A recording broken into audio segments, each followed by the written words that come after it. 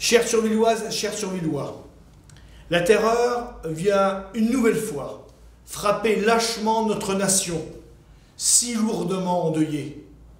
Dans un lieu sacré, dans un lieu de paix, à l'intérieur de la basilique Notre-Dame de Nice, où 3 personnes ont été sauvagement assassinées.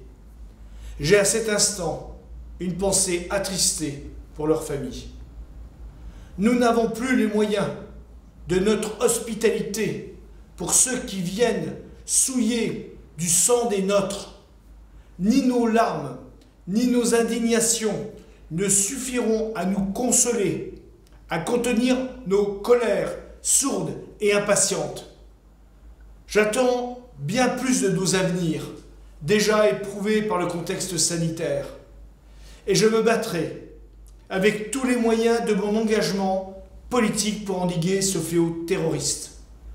Ce terrorisme, issu de l'islamisme radical, fabrique des assassins en puissance pour s'attaquer à nos compatriotes pris au piège de nos sidérations. Ils se sont attaqués à notre art de vivre en frappant nos foules heureuses, comme au Bataclan, lors de notre fête nationale à Nice ou sur le marché de Noël à Strasbourg. Ils se sont attaqués à la liberté de la presse. Ils se sont attaqués à des prêtres uniquement parce qu'ils nourrissaient une haine pour ceux qui ne croient pas comme eux. Ils ont privé des enfants de leurs parents parce qu'ils occupaient des fonctions de policiers, de gardiens de la paix, de militaires, de professeurs qui défendaient nos valeurs républicaines. Oui, nous devons nous unir pour combattre cet islam radical qui n'a pas le droit de citer sur notre territoire.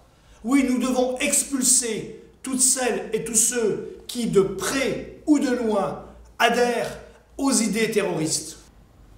Concernant la crise sanitaire, j'ai organisé une cellule de crise pour vous accompagner tout au long de cette nouvelle période de confinement. Mes chers amis, je vous en conjure, protégez-vous pour protéger ceux que vous aimez.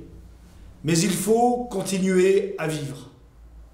J'ai conscience des efforts que nous avons déjà consentis, vous et moi, depuis le début de la pandémie. Je sais qu'il en a coûté à grand nombre d'entre vous. J'ai apprécié vos élans de cœur, votre entraide pour les plus fragiles d'entre nous, et qui peut nous rendre fiers d'être Thionvillois. Cependant, la vélocité, la contagion liée au virus est exponentielle ces derniers jours et nous impose donc un nouveau confinement. Ce n'est pas de gaieté de cœur que je vous parle aujourd'hui, car de nombreuses personnes sont touchées par ce virus et certains nécessitent d'ailleurs une assistance médicale lourde. Force est de constater que toutes les personnes affectées ne présentent peu ou pas de complications.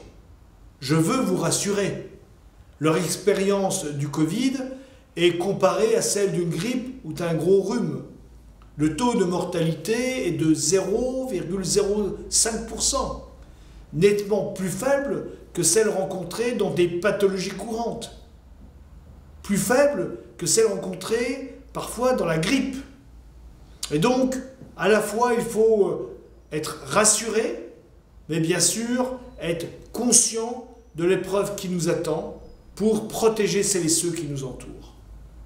De nombreuses manifestations sont dès aujourd'hui annulées ou dégradées, comme le 11 novembre, les commémorations du 11 novembre, qui seront bien sûr célébrées en tout petit comité.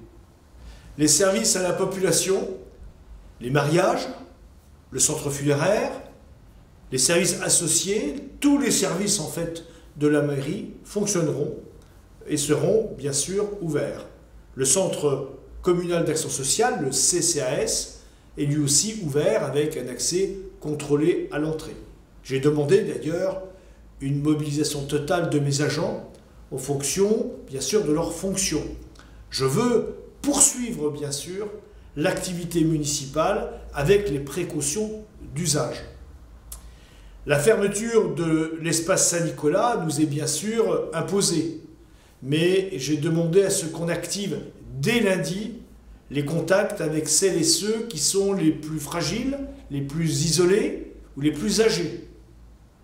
Tous les services mis en œuvre par la communauté d'agglomération Porte de France, eux aussi, fonctionnent. Les services d'assainissement, la collecte des déchets, ménagers et déchets verts, les déchetteries restent encore ouverts, le droit des sols, l'eau, la maison de Luxembourg et le Tipeee. Les écoles maternelles, les écoles élémentaires, la restauration scolaire, l'accueil périscolaire, ainsi que les multi-accueils seront opérationnels dans le strict respect des mesures sanitaires.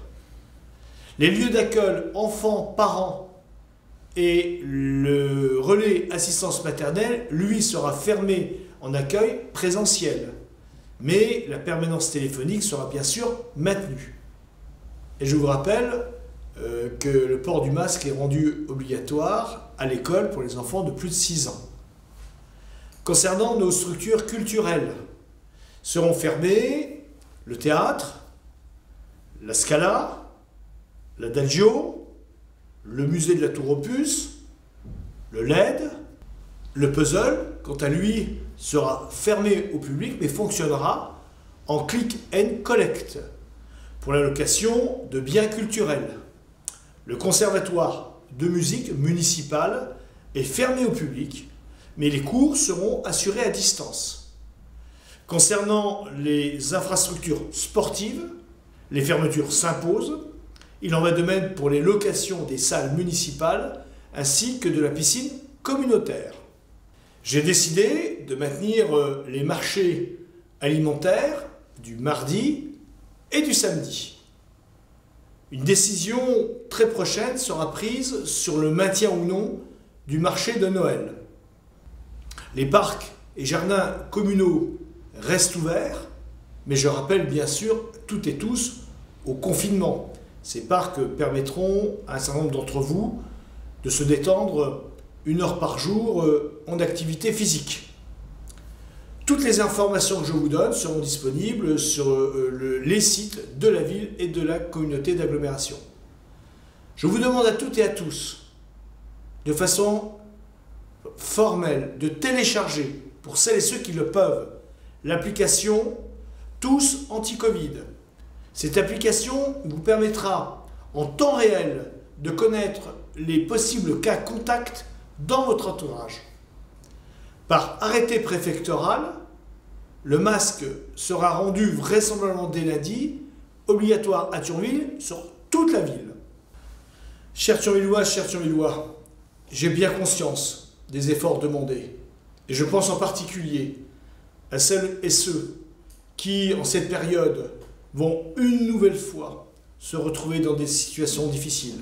Je pense bien sûr aux commerçants, à celles et ceux qui sont dans l'obligation de fermer, aux coiffeurs, aux bars, aux restaurants, aux magasins de vêtements. Dès aujourd'hui, j'ai demandé aux élus impliqués et à mon manager de ville, Anne-Karine Ivanov, de se rendre disponible afin d'être le plus efficient, d'être le plus efficace, de mettre ces commerçants en lien avec les acheteurs potentiels. Peut-être, pourquoi pas, envisager comme cela s'est fait à travers le Grand Resto Thionvillois, cette plateforme permettant d'accéder à des plats, à aller rechercher avec un certain nombre de restaurateurs, de permettre un lien plus fort entre les acheteurs potentiels et les commerçants.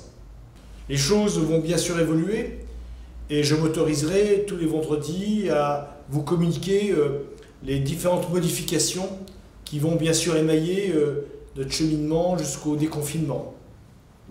Je pense bien sûr aujourd'hui à toutes celles et à tous ceux qui souffrent dans leur chair. Soyez assurés que nous sommes à vos côtés. Vous pouvez à tout moment contacter bien entendu la mairie, en particulier le cabinet du maire, s'il y avait vraiment un problème relevant d'une urgence. Je vous donne rendez-vous mercredi midi pour un Facebook Live afin que nous puissions dialoguer sur toutes les questions concernant ce Covid. Vous pouvez compter sur moi, je sais pouvoir compter sur vous. Vive Thionville!